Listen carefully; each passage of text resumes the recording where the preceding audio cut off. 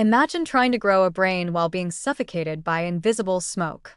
That's essentially what happens to a developing fetus when its mother breathes in polluted air. Long before a child takes their first breath, environmental toxins are already influencing how well they'll think, learn, and focus years later. While we often worry about childhood nutrition, screen time, or educational toys, a more insidious threat to brain development may be floating outside our windows, especially in urban and industrial areas. Mounting research now links prenatal exposure to fine particulate matter, PM 2.5, and nitrogen dioxide, NO2, with a troubling range of neurodevelopmental problems, from reduced IQ scores to increased risk of ADHD and language delays. Let's start with PM 2.5.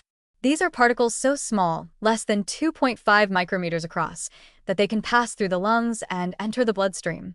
From there, they don't just lodge in the lungs or heart, they can actually reach the placenta and even penetrate the developing fetal brain. That's not a hypothetical risk. Autopsy studies have found black carbon particles, a component of PM 2.5, embedded in the placental tissue of women exposed to high levels of air pollution during pregnancy.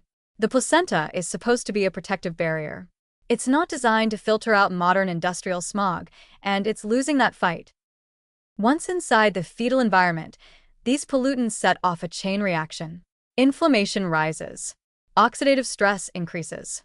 Critical periods of brain growth, like neural tube formation, synapse development, and cortical folding, are disrupted.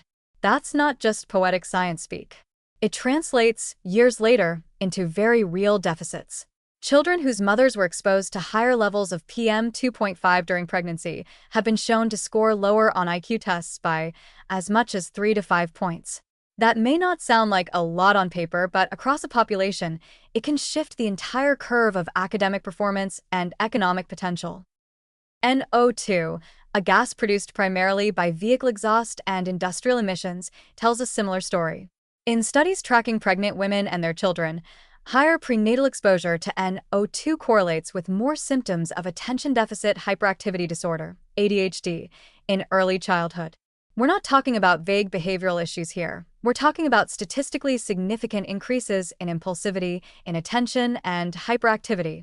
And while genetics and parenting style certainly play roles, these pollution-linked effects persist even after controlling for socioeconomic status, education level, and home environment.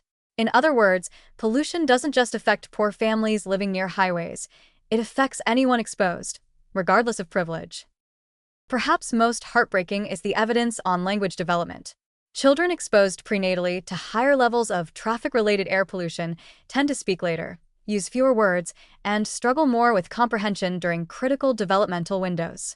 Some researchers now believe these delays are tied to disrupted white matter development in key brain regions for speech and auditory processing. And these aren't issues that always resolve with time.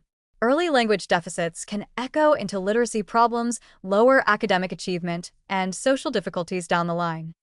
And the worst part? There's no safe threshold. Even moderate levels of pollution, those deemed acceptable by current environmental standards, have been linked to subtle but significant effects.